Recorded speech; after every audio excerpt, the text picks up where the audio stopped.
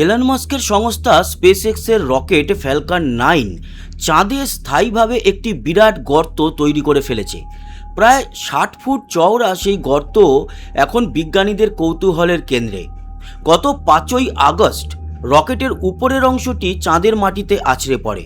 সংঘর্ষের সময় তার গতিবেগ ছিল ঘন্টায় প্রায় 5400 মাইল, যা শব্দের গতির চেয়েও কয়েক গুণ বেশি। বিরল সেই মুহূর্তের সাক্ষী থেকেছে পৃথিবী। অনেক দেশ থেকেই বিজ্ঞানীরা এই সংঘর্ষ পরিদর্শনের জন্য চাঁদের দিকে ক্যামেরা তাক করে বসেছিলেন। গর্তটি বর্তমানে কী অবস্থায় রয়েছে, চাঁদের সঙ্গে রকেটের সংঘর্ষের পর কী ঘটেছে তা নিয়েও পর্যবেক্ষণ এবং গবেষণা চলছে। ফ্যালকন 9-এর ওজন প্রায় 4000 কিলোগ্রাম। 2025 সালের জানুয়ারিতে এই রকেটটি উৎক্ষেপণ করেছিল স্পেসএক্স। উদ্দেশ্য ছিল দুটি বাণিজ্যিক লুনার ল্যান্ডারকে চাঁদের দিকে পাঠানো। সেই কাজ সে সঠিকভাবেই করে, কিন্তু গোলমাল হয় তারপর। কথা ছিল রকেটটি পৃথিবীর বায়ুমণ্ডলে প্রবেশ করবে এবং পুড়ে ছাই হয়ে যাবে, কিন্তু বিজ্ঞানীদের সব হিসাব মেলেনি।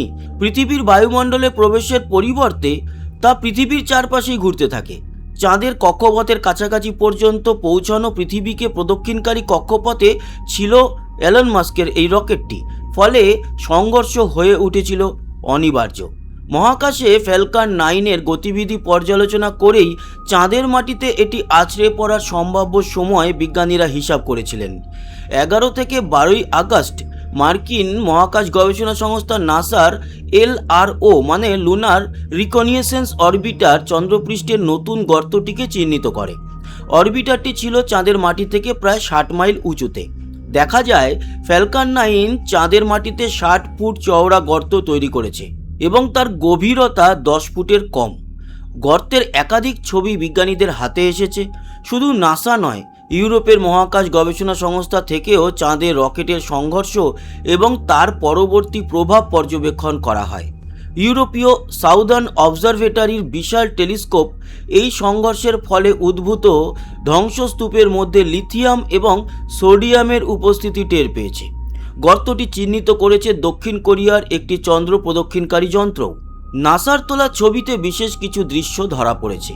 তাতে রয়েছে বিস্ফোরণের ইঙ্গিত। দেখা গিয়েছে ফ্যালকন 9-এর ধাক্কায় চাঁদে তৈরি হওয়া গর্তের কিনারা থেকে উজ্জ্বল রশ্মির মতো রেখা ছড়িয়ে পড়ছে। বিজ্ঞানীদের দাবি, রকেটটি চাঁদের বুকে আঘাত করায় চন্দ্রপৃষ্ঠের অনেক গভীর থেকে উপাদান ছিটকে বেরিয়ে এসেছে। সেই সমস্ত চন্দ্রগর্ভস্থ পদার্থই এই রশ্মির উৎস, মত বিশেষজ্ঞদের। তবে তা আরও ভালো করে পর্যবেক্ষণ করা দরকার বলেও মনে করছেন তারা।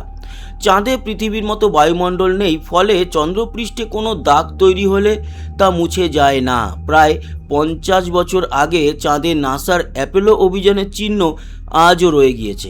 বড় কিছু না ঘটলে আগামী আরও 1000 বছর তা থেকে যাবে। একইভাবে থেকে যাবে ফ্যালকন 9-এর ধাক্কায় তৈরি এই গর্তটিও। চাঁদে মাস্কের সংস্থার রকেটের আঘাত এবং বিস্ফোরণ পৃথিবীর তেমন কোনো ক্ষতি করতে পারেনি, কিন্তু এই ঘটনার পর প্রশ্ন উঠে গিয়েছে মহাকাশ বর্জ্য ও তার ভবিষ্যৎ নিয়ে। মহাকাশ নিয়ে নানা ধরনের পরীক্ষা নিরীক্ষা এবং অভিযান চালিয়ে যাচ্ছেন পৃথিবীর বিজ্ঞানীরা।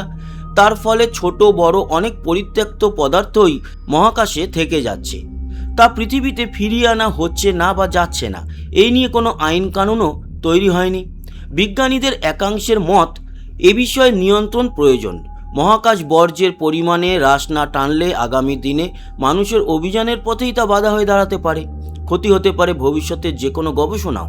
মহাকাশের পাথরখণ্ড কিংবা পৃথিবীর বর্জ্য পর্যবেক্ষণ করে নাসার centre for near earth object studies এবং আমেরিকার মহাকাশ নজরদারি নেটওয়ার্ক। বড় বড় পাথর বা গ্রহাণু চোখে পড়লেও অনেক বর্জ্যই বিজ্ঞানীদের নজরের আড়ালে থেকে যায়। তা নিয়ে চিন্তা বাড়িয়ে দিল স্পেসএক্সের রকেটের ধ্বংসাবশেষ।